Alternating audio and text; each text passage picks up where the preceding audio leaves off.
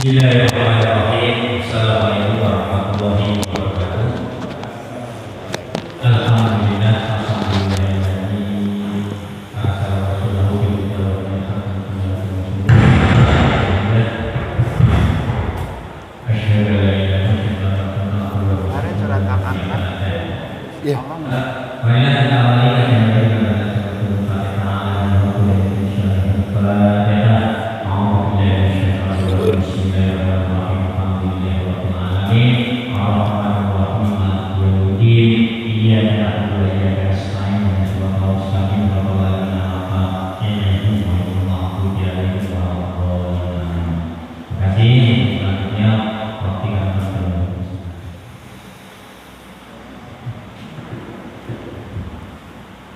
Bismillahirrahmanirrahim. Assalamualaikum warahmatullahi wabarakatuh. Alhamdulillahirabbil alamin. Wassalatu wassalamu ala asyrafil anbiya'i wal mursalin. Asyhadu an la ilaha illallah wa asyhadu anna Muhammadan abduhu wa rasuluhu la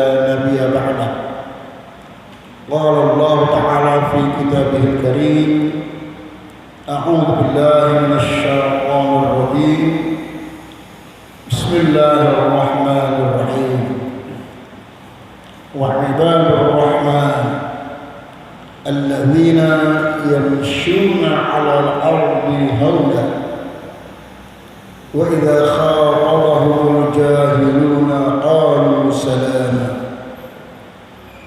والذين يبيتون لربهم سجدا وقياما والذين يقولون ربنا اصرف عنا عذاب جهنم إن عذابها كان غراما إنها ساءت مستقرا ومقاما صدق الله العظيم.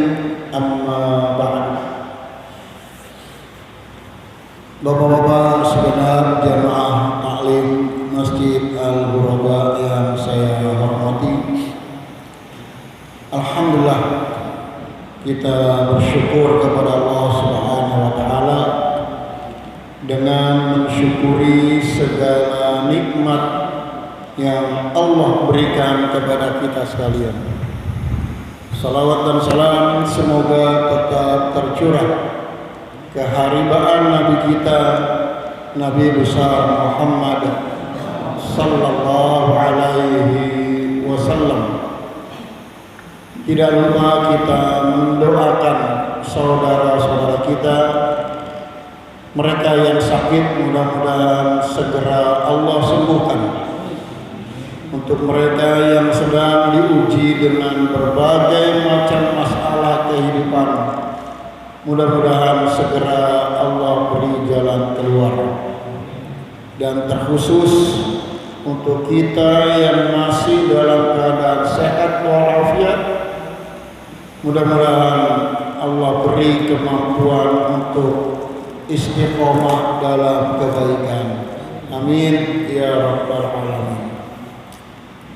Jemaah yang dirahmati Allah, kajian tafsir tematik pada malam hari ini mengangkat firman Allah surah Al-Furqan, yaitu surah ke-25 ayat 63 sampai dengan 66. Jemaah yang dirahmati Allah Subhanahu wa taala, terlebih dahulu kita bacakan ayat dan artinya. Bismillahirrahmanirrahim. Wa ibadur rahman, dan hamba-hamba Allah, Tuhan yang Maha Pengasih.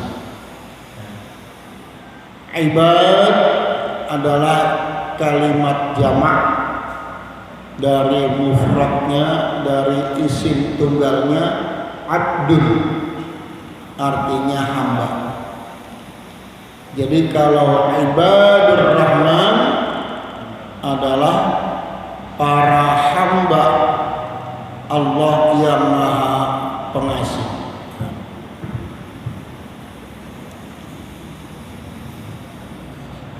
di dunia siapapun bisa diakui sebagai hamba Allah.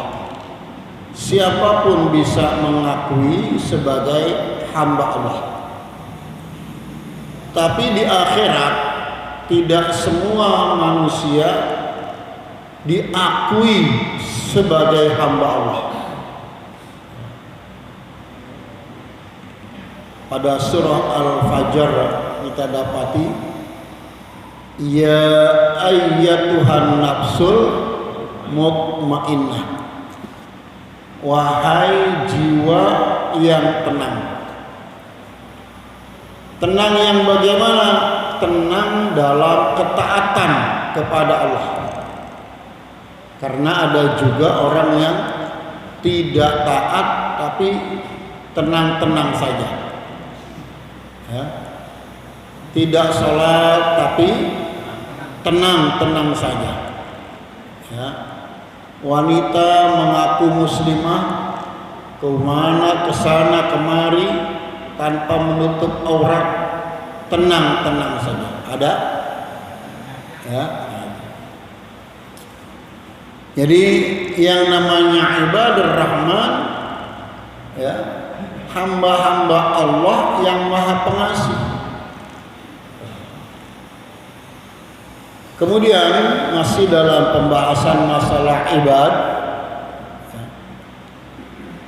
saya katakan tadi, semua manusia di dunia adalah hamba Allah. Tapi tidak semua manusia di akhirat nanti diakui sebagai hamba Allah.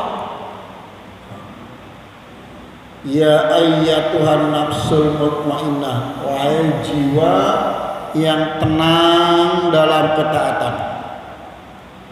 Irji'i ila rabbiki, kembalilah kepada Tuhanmu, tentu pada waktunya. Ya. Radiyatan mardiyah, engkau ridho dan engkau diridhoi. Jadi urutannya mana dulu? Diridhoi dulu atau ridho terlebih dahulu? Ridho dulu. Ya. Disuruh bangun malam, ya ridho. Ya.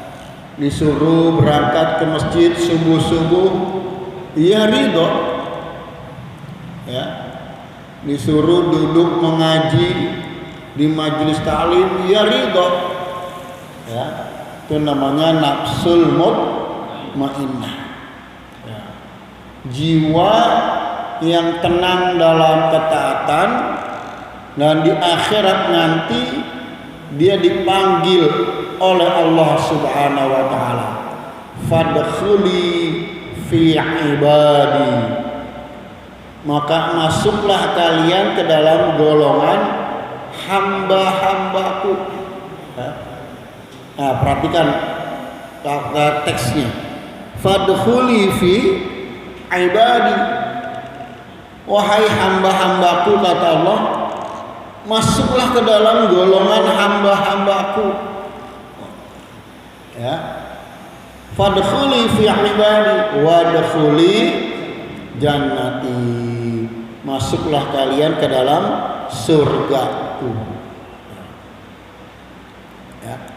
Jadi ada manusia, ya, yang ingin diridhoi oleh Allah, tapi dia sendiri tidak ridho kepada Allah.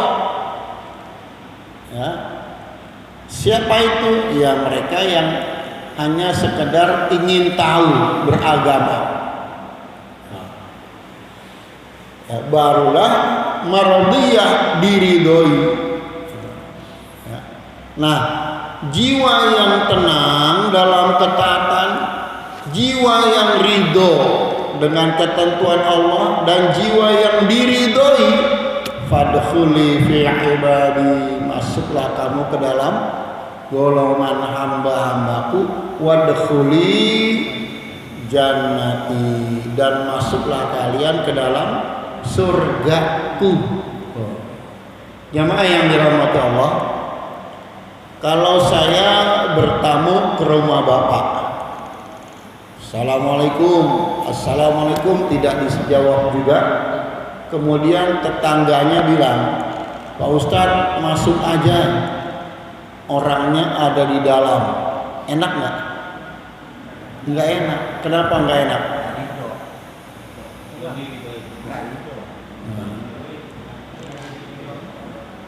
Ya. Saya bertamu nih, ya, ke rumah Bapak. Assalamualaikum nggak dijawab. Terus tetangga Bapak keluar, kata tetangga Bapak, Ustadz masuk aja ke dalam, orangnya ada di dalam. Enak nggak? Nggak enak. Kenapa?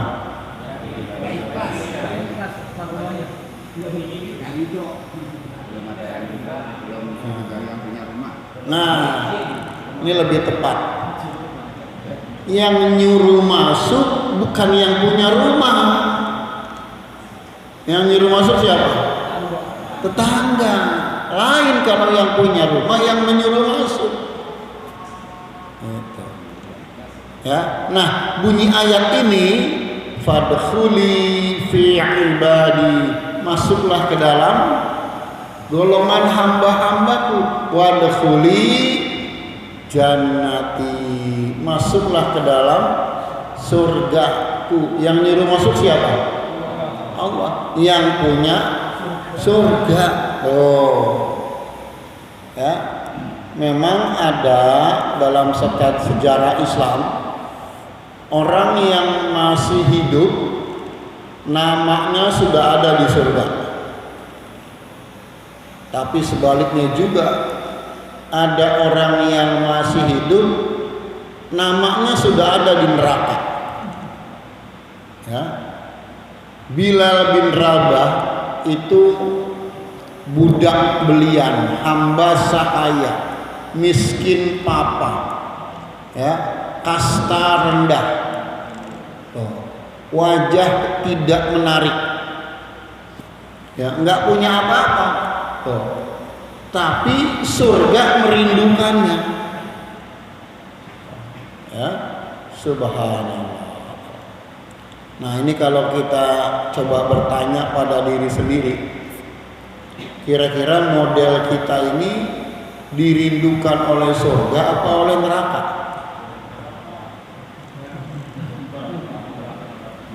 Mana? Ya, model-model kita ini kira-kira yang kangen sama kita surga apa neraka? Ya. Ya, Bapak boleh jawab apapun, namanya juga kira-kira. Ya kan? Kan saya bilang, nih orang model kita nih kira-kira yang pantas ke surga apa ke neraka?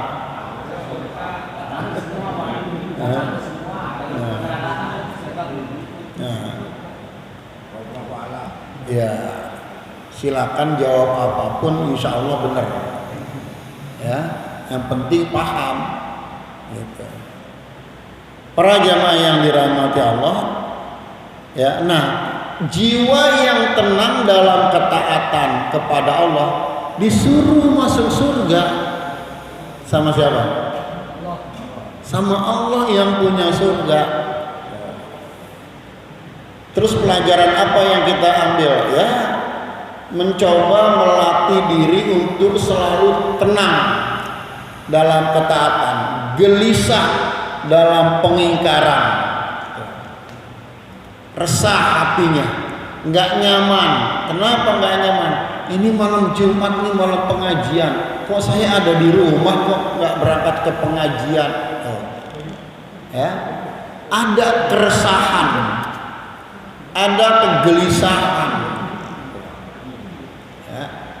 Subhanallah, jemaah yang dirahmati Allah. Ya. Nah, jadi saya ulangi kembali, tidak semua manusia nanti di akhirat diakui sebagai hamba Allah. Siapa yang diakui sebagai hamba Allah? Orang yang jiwanya tenang dalam ketaatan. nggak gelisah di masjid maunya buru-buru pulang, nggak gelisah di pengajian maunya buru-buru pulang, nggak, tenang ya, tenang. Para jamaah yang dirahmati Allah ya. Nah, jadi orang yang menjadi ibadur rahman ya, hamba-hamba Allah yang dimiliki oleh Allah. Kenapa ini diartikan dimiliki? Dalam ilmu bahasa Arab ada istilah mudhof ilaih ya. Kalau saya bilang ini botol, jelas ini botol, tapi milik siapa? Ini belum jelas. Tapi kalau sudah saya bilang ini botol ustadz, berarti botol ini milik ustadz. Gitu. Ya. Di ayat ini Allah sebutkan ibadur rahman. Ini hamba-hamba milik Allah yang Maha Pengasih. Jadi ini sudah penyebutan dari Allah. Eksistensi kita sebagai hamba Allah diakui oleh Allah. Kalau Bapak bekerja di suatu perusahaan sebagai karyawan, nah pemilik perusahaan itu berkata, ini karyawan kami. Seneng gak Pak gitu? Wow, seneng banget diakui aset perusahaan ya. Karena dia ini milik perusahaan, aset perusahaan, maka oleh perusahaan dijaga. Bahkan ada karyawan pada level tertentu sebelum dia kerja aja ditanya, Bapak minta gaji berapa? Betul Pak? Ya. Kenapa? Karena kemampuannya sudah diakui oleh perusahaan. Bisa nggak manusia masuk surga dari pintu manapun? Bisa. Ya. Dalilnya disebutkan tentang wanita. Ayyumam ra'atin matat aqamat sholataha wa shamat syahraha wa ata'at zawjaha tadkhulul jannata min ayyi babin sya'at. Wanita beriman manapun salatnya benar, puasanya benar, taat pada suami dalam kebenaran, suaminya juga ngajak pada yang benar, silahkan masuk surga dari pintu manapun kamu mau. Jadi memang ada nanti di akhirat orang yang mau masuk surga itu disuruh milih, ayo mau masuk lewat mana, silahkan. Tapi ada juga yang pengen masuk, pengen keluar dari neraka, ditarik lagi sama Allah. Yang udah menepi dari neraka, ditarik lagi. Wa ma hum bi kharijina minha. Mereka nggak bisa keluar dari neraka. Nah, sekarang kita masuk sifatnya. Bagaimana sifat ibadur rahman? Alladzina yamshuna 'alal ardi hauna. Sifat ibadur rahman itu bagaimana? Mereka apabila berjalan di bumi Allah hauna, dengan rendah hati. Rendah hati itu apa ya?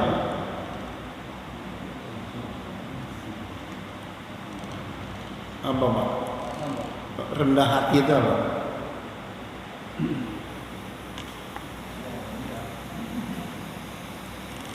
Apa bedanya rendah hati dengan rendah diri? Kalau rendah diri minder, kalau rendah hati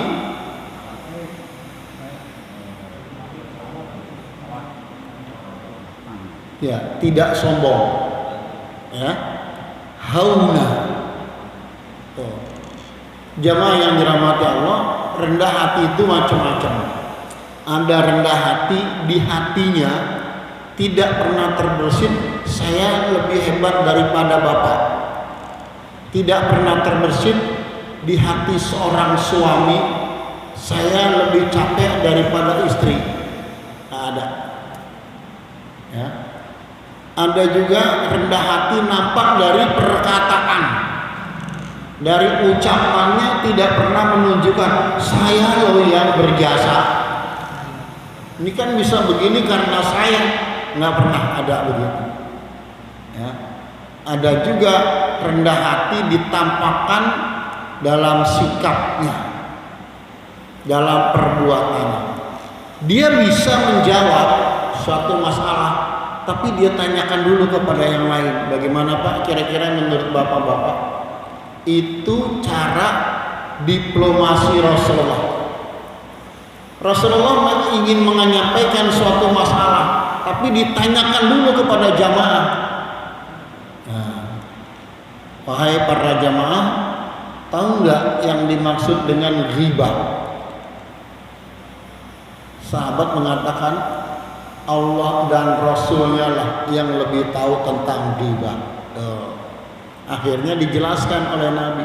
Singkat cerita, ghibah itu adalah mengguncing orang lain, membicarakan aib orang lain, itu ghibah.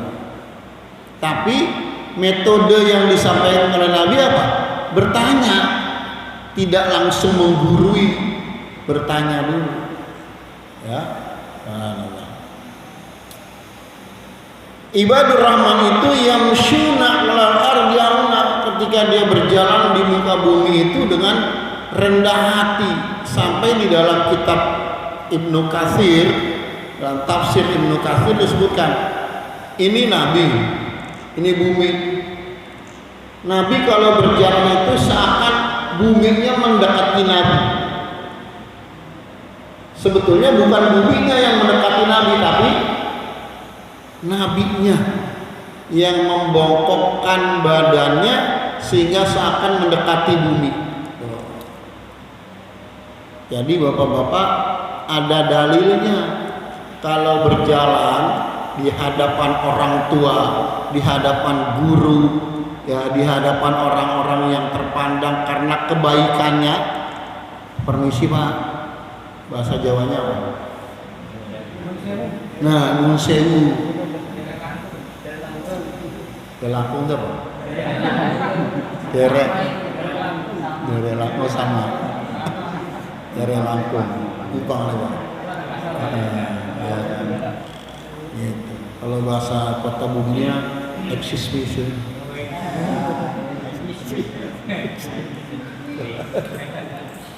Baik, jemaah yang dirahmati Allah Subhanahu wa taala. Ya. Nah, tidak pernah mengatakan saya lebih baik daripada kamu. Itu ibadur rahman. Ya, ibadur rahman. Hamba yang diakui oleh Allah, ini hambaku. Subhanallah. Bapak-bapak, kenapa iblis diusir dari surga? Kenapa? Iblis diusir dari surga kenapa? Ya, sombong. Sudah ada di dalam surga, sombong, diusir. Ini belum di surga udah sombong.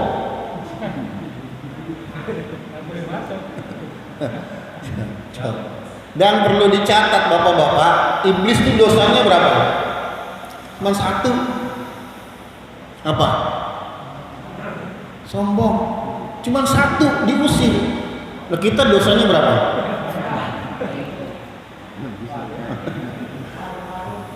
Istighfar, ya wah ya.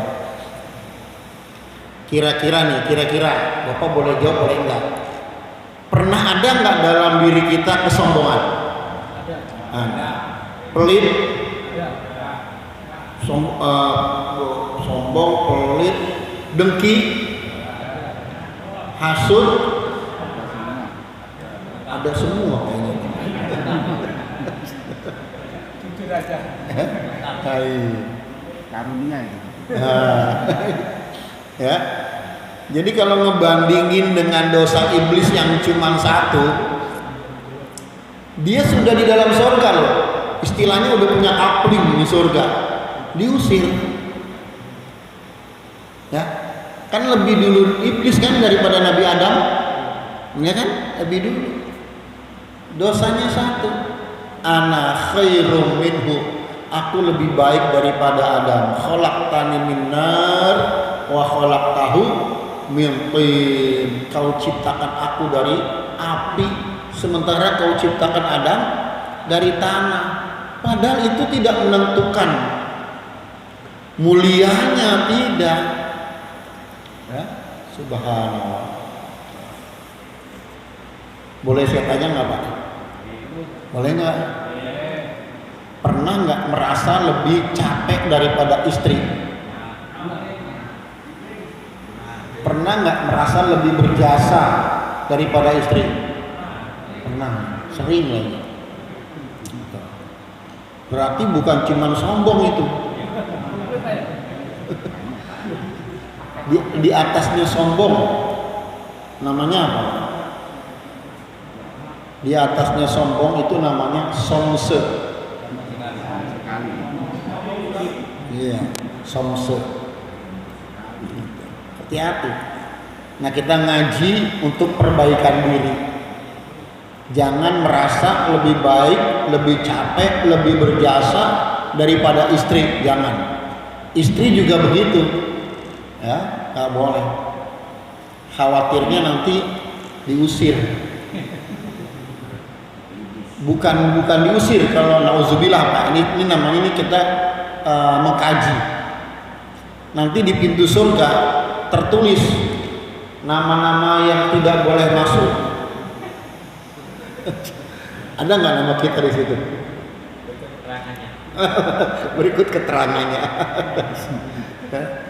Kenapa? Siapa nggak boleh masuk? Si Ali, si Budi, si Chandra, si Didi, si Engkau, si Gunawan, si Harun. Wah, ini nggak boleh masuk surga. Kenapa? Keterangannya ada, dosanya ada. Allah Akbar. Ya. Jadi para jamaah yang dirahmati Allah, kita mencoba ya merendahkan hati kita ya, dalam rangka meraih kemuliaan. Loh, kalau begitu pamrih Ustaz. Iya. Rasulullah yang mengatakan man tawadhu'a rafa'a. Siapa yang rendah hati, Allah akan angkat derajatnya. Pamrih kepada Allah boleh nggak? Boleh, malah disuruh minta. Kepada Allah disuruh minta. Bapak sedekah. Tujuannya apa? Mudah-mudahan nanti anakku sekolahnya lancar, kuliahnya lancar, kerjanya lancar. Yang sedekah Bapak minta balasannya kepada Allah untuk anaknya. Boleh. Minta surga boleh nggak? Boleh. Allahumma antas salam. Ya Allah, engkau penyelamat. Wa minkas salam, darimu keselamatan. Wa ilaika ya'udus salam, kepadamulah kembalinya keselamatan. Nah, fahayyina rabbana bisalam. Ya Allah, hidupkanlah kami dengan keselamatan. Minta kepada Allah. Enggak cuma di situ. Wa adkhilnal jannata darussalam. Masukkanlah kami ya Allah ke dalam surga-Mu. Oh. Jadi pamrih kepada Allah malah disuruh boleh, pamrih kepada tetangga enggak boleh. Betul? Ya. Bapak kalau ngasih uang belanja kepada istri dalam tanda kutip ada pamrih nggak? Apa pamrihnya? Ya. Nah. Ya, terus silakan dijawab masing-masing. Ya. Hadirin yang dirahmati Allah Subhanahu wa taala, yang kedua, sifat ibadur rahman. Wa idza khatabahumul jahiluna qalu salama. Apabila dikatakan, dicaci, dimaki, dienyek, diledek, diapain lagi? Dihina oleh siapa? Al-jahilun, oleh orang-orang yang bodoh. Ya. Qalu salama. Ibadur Rahman tidak emosional, tapi malah mengeluarkan kata-kata keselamatan. Doa. Ya. Kalau Bapak baik dengan saya doakan Bapak. Itu wajar. Biasa itu, betul. Ya. Bapak silaturahmi ke rumah saya, suatu saat saya terus silaturahmi ke rumah Bapak, itu wajar. Yang hebat, kita mau mendoakan orang yang nggak suka sama kita. Bisa nggak? Bapak kesel bener tuh sama Pak Ali. Mohon maaf kalau ada yang namanya Ali. Kesel bener, tersinggung, sakit hati. Begitu Bapak sholat maghrib, ya Allah ya Tuhanku, saya punya teman, bahkan tetangga saya namanya Pak Ali. Saya sakit hati betul ya Allah, saya kesel betul sama dia. Karena itu ya Allah, aku mohon kepadamu ya Allah, berilah kesabaran kepadaku, berilah hidayah kepadanya ya Allah, sehatkan badannya ya Allah, cerdaskan pikirannya, banyakkan rezekinya ya Allah. Bisa nggak gitu?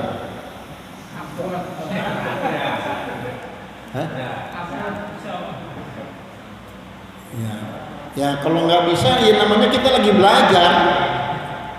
Kalau bisa alhamdulillah. Wah Pak susah, ya namanya kita lagi belajar. Kita coba nih ntar malam. Coba Bapak, mohon maaf saya nggak bermaksud mengungkit yang jelek. Pernah nggak tersinggung dengan seseorang? Sorry. Seseorang. Bapak ingat namanya, habis sholat isya disebut namanya, didoakan. Mudah-mudahan beliau sehat walafiat, rumah tangganya sakinah mawaddah warahmah, usahanya maju ya Allah, ya imannya bertambah tinggi ya Allah, berkumpul dengan kami dalam surgamu ya Allah. Bisa nggak gitu?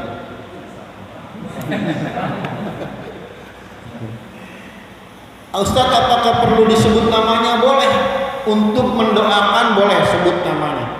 Dalilnya apa?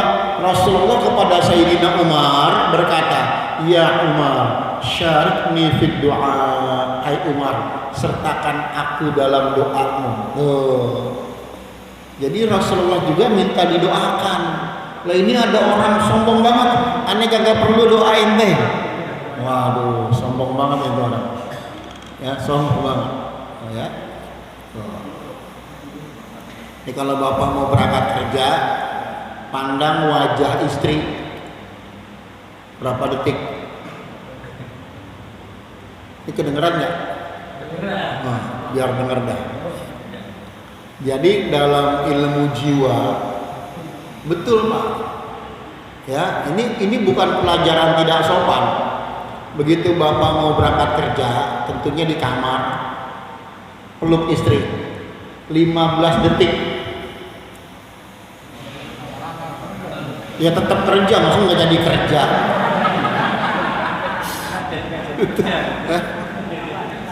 Cuman meluk doang.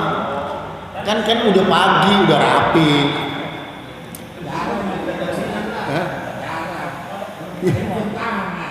Nah makanya kita lagi belajar.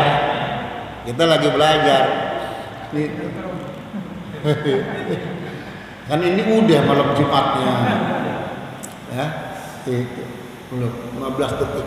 Kalau saya menyarankan nggak 15 detik, karena iman kita beda dengan iman Rasul. Ya, imannya kuat nanti aminnya nggak kuat, iminnya nggak kuat, bahaya juga. Ya, jadi 5 detik aja, nggak usah 15 detik, 5 detik. Ya, pegang pundaknya, cium keningnya, masya Allah, dilepas dengan senyum.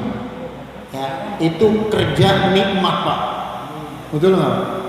Waduh, tapi kalau mau berangkat kerja, bini cemberut, kesel kita kerja, betul? Nah, kembali kepada pelajaran, ya. Jadi kalau ada orang yang bikin kesal, kita melatih diri bagaimana ucapkan keselamatan kepadanya. Subhanallah. Ya.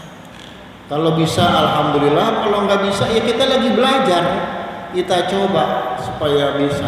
Ya. Baik, kita sampai 2 ayat dulu, 1 ayat bahkan. Saya persilakan kalau ada yang mau bertanya, baik masalah ini atau masalah yang lainnya. Ya, silakan. Assalamualaikum warahmatullahi wabarakatuh. Waalaikumsalam. Saya ingin menanyakan ayat yang lain dibanding dengan ayat yang lain gitu. Contohnya, Allah itu menyebut untuk dirinya, ya ayyuhalladzina amanu ittaqullah, dari takwa pada dirinya. Yang kedua, ya ayyuhan nasu rabbakum, menyebut Tuhan untuk dirinya juga. Apa itu maksudnya? jemaah yang dirahmati Allah, Allah menyebut ittaqullah, bertakwalah kepada Allah, disebut nama Allahnya. Ya, karena Allah mengatakan innani anallah, aku adalah Allah. Jadi kalau dikatakan bertakwalah kepada Allah, artinya bertakwalah kepadaku. Nah, begitu. Dalam ayat lain, ittaqu rabbakum, bertakwalah kepada Tuhan kalian. Siapa Tuhan kalian? Allah. Dalilnya Al-Baqarah ayat 21. Ya ayyuhan nasu ubudu rabbakumul ladzi khalaqakum walladzina min qablikum. Jadi rabbakum di situ adalah Allah. Saya ambil contoh. Bapak bilang kepada anak bapak, turutlah apa kata bapakmu. Lah bapaknya siapa? Ya, yang ngomong, ya kan? Nah, bukan bapaknya, ya kan? Turutlah apa kata bapakmu. Nggak mungkinlah bapakmu menzolimi kamu, nggak mungkin. Itu, gitu. Jelas? Belum sampai. Maksudnya, apakah itu betul untuk memberikan suatu perintah toleransi? Kalau di ayat itu tidak ada masalah toleransi. Perintahnya takwa, perintahnya ibadah. Gitu. Berbeda kalau bicara-bicara urusan hablum minan nas. Ada toleransi. Ya. Tapi bukan berarti toleransi dalam beribadah. Gitu. Nah, urusan hablum minan nas saya pernah jelaskan. Tetangga kita orang kafir meninggal. Saya nggak mau nyebut non muslim, saya mau nyebutnya kafir aja, ya karena kita juga disebut kafir oleh mereka, nggak apa-apa, ya. Tetangga kita orang kafir meninggal, boleh nggak kita bantu pasang tenda?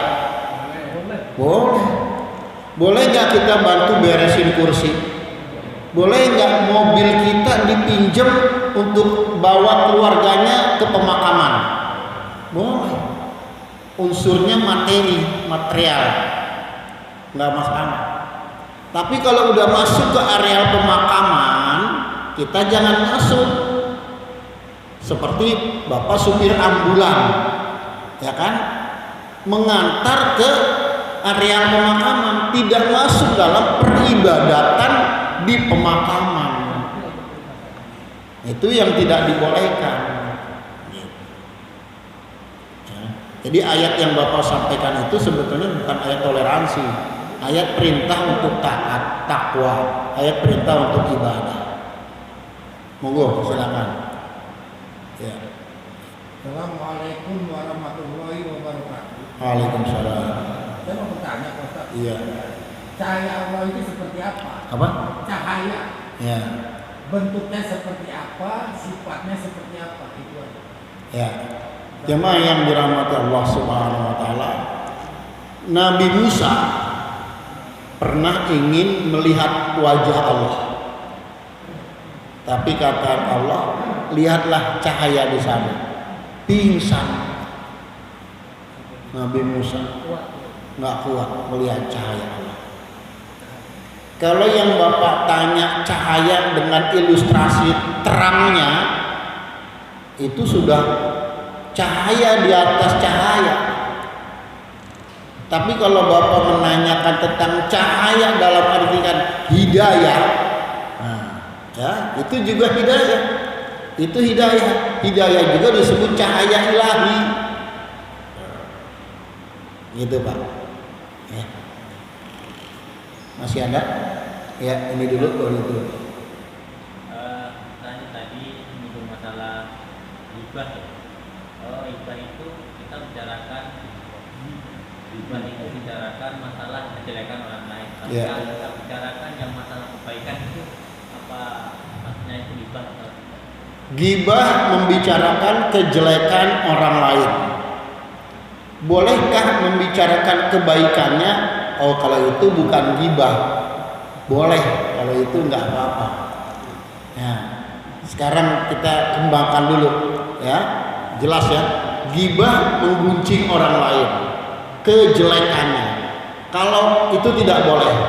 Kalau kebaikannya boleh. Makin banyak bicara kebaikan orang lain makin bagus. Apalagi iri dalam kebaikannya. Nah, itu boleh. Ya. Pertanyaan berikutnya saya tambahkan. Boleh nggak membicarakan kejelekan orang lain untuk dijadikan pelajaran? Jawabannya boleh. Dalilnya banyak. Allah menceritakan kejelekan Abu Lahab. Betul? Dalam surah Al-Ahzab. Allah menceritakan kejelekan Fir'aun yang sombong. Allah menceritakan kejelekan Qarun yang serakah. Ya. Dan orang-orang munafik yang lain diceritakan dalam Al-Qur'an. Boleh. Tujuannya apa? Mengambil pelajaran. Syaratnya apa? Ikhlas. Saya menceritakan kejelekan rumah tangga Bapak kepada istri saya. Tujuannya apa? Ngambil pelajaran supaya jangan begitu. Ya, boleh. Tidak. Nah, tapi cuman suami istri, karena ngambil pelajarannya masalah rumah tangga yang tidak baik, kita ambil pelajaran. Jangan dikembangkan. Nah, nanti merembet kepada item yang lain, jadi panjang urusannya. Itu nggak boleh. Cukup apa yang mau dibicarakan. Satu. Ya, Bapak silakan. Assalamualaikum warahmatullahi wabarakatuh. Tadi Pak Ustaz mengatakan bahwa manusia sini sudah terdaftar di masuk surga dan neraka gitu. Tahu saya kalau maut sudah ada catatan, terus rezeki itu di ayat atau di hadis gitu? Udah. Ya. Baik. Saya jelas klarifikasi dulu yang pertama. Saya menyebutkan nama-nama orang yang sudah ada di pintu surga. Itu sekedar ilustrasi. Ya, ilustrasi. Siapa tuh nama-nama orang yang tercantum di pintu surga? Pertama, asy-syuhada, orang-orang yang mati syahid, itu sudah tercantum namanya di surga. Ya, al-muttaqun, orang-orang bertakwa, al-mukhlisun, orang-orang yang ikhlas, al-mujahiduna fi sabilillah, itu semua, dan semua yang lain. Nah, dari nama-nama itu predikatnya ada nggak kita di situ? Kalau ada, insya Allah. Kalau nggak ada, daftar dari sekarang.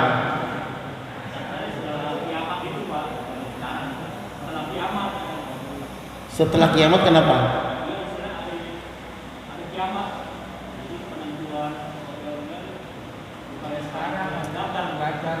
Nah, Bapak-bapak, setelah kiamat itu pembacaan keputusan. Iya, udah selesai. Sekarang ini berprestasinya. Kita ini mau prestasi baik atau prestasi jelek.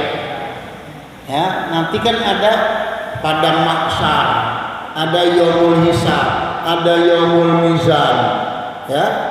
Dalam surah Az-Zumar, wasiqal ladzina taqaw ilal jannati zumara. Orang-orang bertakwa digiring menuju surga. Ya. Dan orang-orang kafir digiring menuju neraka. Begitu. Ya. Jadi nanti sudah tinggal keputusan aja. Ya, dari sekarang ini kita persiapkan. Ya. Makanya yang paling enak itu ngaji. Kenapa ngaji? Pahalanya lebih baik daripada sholat sunnah 1000 rakaat. Ya. Kalau nggak ngaji rugi. Walaupun ngantuk-ngantuk dikit, nggak apa-apa. Betul? Ya. Demikian, mudah-mudahan sedikit materi menjadi ilmu yang bermanfaat. Saya mohon maaf atas segala kekurangan. Assalamualaikum warahmatullahi wabarakatuh.